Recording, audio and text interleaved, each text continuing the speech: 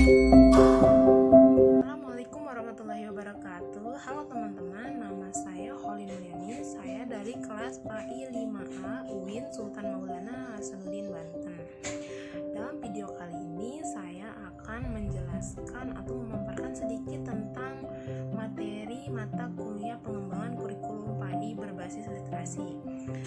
Dalam video kali ini saya akan menjelaskan materi tentang prinsip-prinsip pengembangan kurikulum. Nah, yang pertama yang akan kita bahas adalah pengertian prinsip-prinsip pengembangan kurikulum. Jadi, apa yang dimaksud dengan prinsip-prinsip pengembangan kurikulum?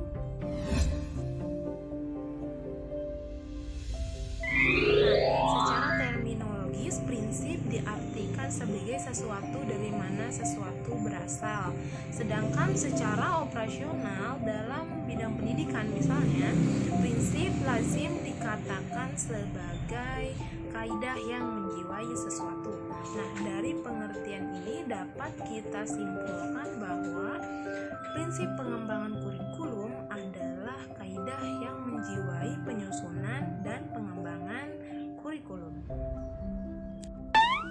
Sutia dalam bukunya yang berjudul Pengembangan Kurikulum PAI menjelaskan bahwa prinsip sering dikatakan sebagai way of life atau pandangan hidup, atau bisa dikatakan sebagai sesuatu yang harus dipatuhi. Nah, seiring berkembangnya zaman dan seiring perubahan kurikulum yang terjadi di bumi Nusantara kita ini, masing-masing sekolah menggunakan pengembangan kurikulum yang berbeda-beda.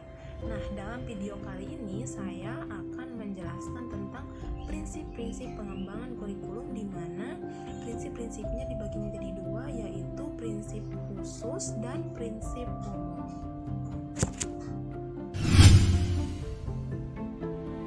Yang pertama yang akan kita bahas adalah prinsip relevansi. Nah, maksud dari prinsip ini adalah harus adanya penyesuaian antara program pendidikan dengan tuntutan kehidupan yang ada di masyarakat. Nah, pendidikan dikatakan relevan apabila program pendidikan yang didapat oleh seseorang sesuai dengan kehidupan seseorang tersebut. Contoh kecilnya seperti ini. Relevansi antara program pendidikan dengan tuntutan dunia kerja. Relevansi program pendidikan dengan kehidupan yang ada di masyarakat.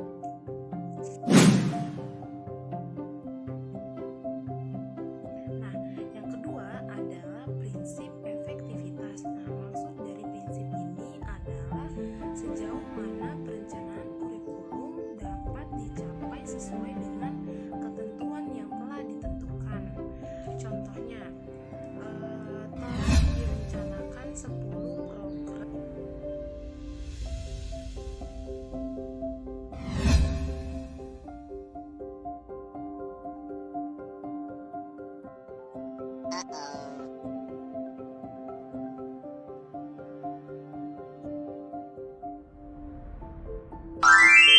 Prinsip yang ketiga adalah prinsip kontinuitas. Nah, maksud dari prinsip ini adalah harus adanya kesesuaian antara materi pelajaran dengan jenis program pendidikan.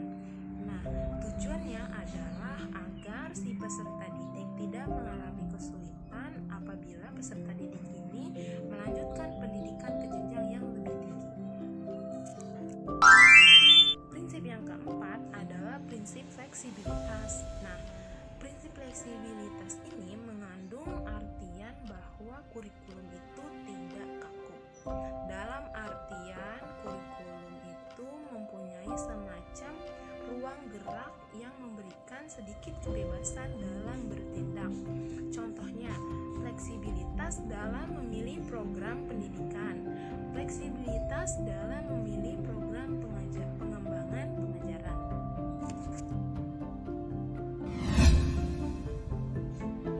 Lanjut ke prinsip yang kelima.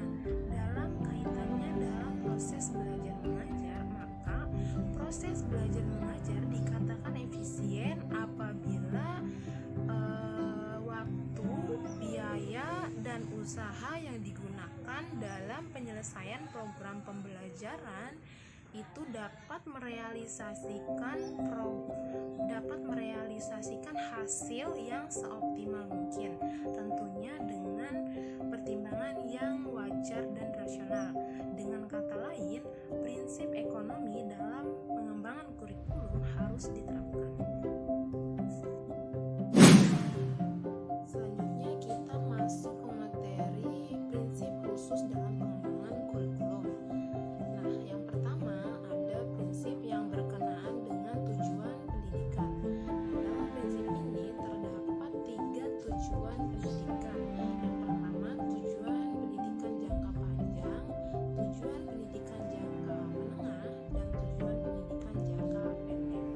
Dalam merumuskan tujuan pendidikan itu haruslah bersumber pada ketentuan dan kebijakan yang ditentukan oleh pemerintah tentang strategi dan kebijakan pembangunan, terutama dalam bidang pendidikan.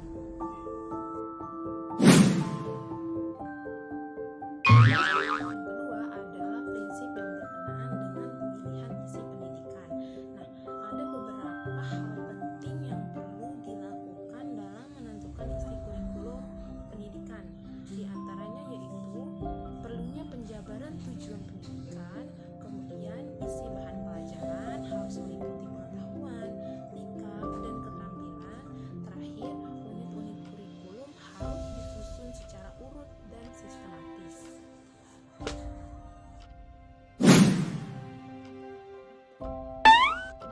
Prinsip yang ketiga adalah prinsip yang berkenaan dengan pemilihan proses pembelajaran.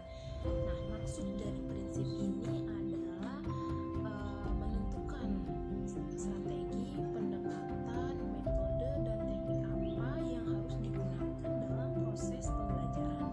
Ada hal yang harus diperhatikan dalam hal ini, seperti strategi apa yang cocok digunakan untuk bahan ajaran tersebut, metode apa yang cocok digunakan dalam bahan ajaran tersebut, dan masih banyak lagi.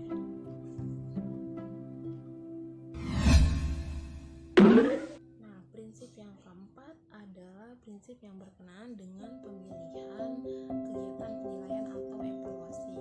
Nah, evaluasi sendiri merupakan kegiatan yang tidak terpisahkan dari proses pembelajaran. Oleh karenanya, dalam pengembangan kurikulum haruslah memperhatikan prinsip-prinsip evaluasi seperti objektivitas, akuntabilitas, mendidik, praktis, dan masih banyak lagi. Kemudian ada beberapa hal yang harus diperhatikan dalam perencanaan penilaian atau evaluasi, seperti bagaimana karakteristik kelompok siswa atau karakteristik kemampuan yang akan dinilai, kemudian berapa lama waktu yang akan digunakan dalam penilaian atau evaluasi, kemudian yang terakhir adalah teknik apa yang digunakan dalam evaluasi tersebut.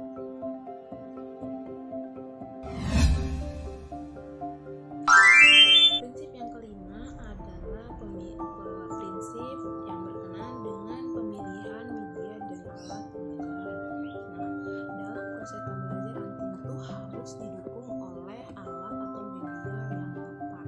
Oleh karena itu, ada beberapa hal yang harus diperhatikan dalam proses pembelajaran, yaitu seperti alat atau media apa yang digunakan dalam proses pembelajaran, kemudian bila belum ada alatnya apa penggantinya, kemudian siapa yang membuatnya, bagaimana pembuatannya, kemudian bagaimana pengorganisasiannya, bagaimana penggunaan alat tersebut.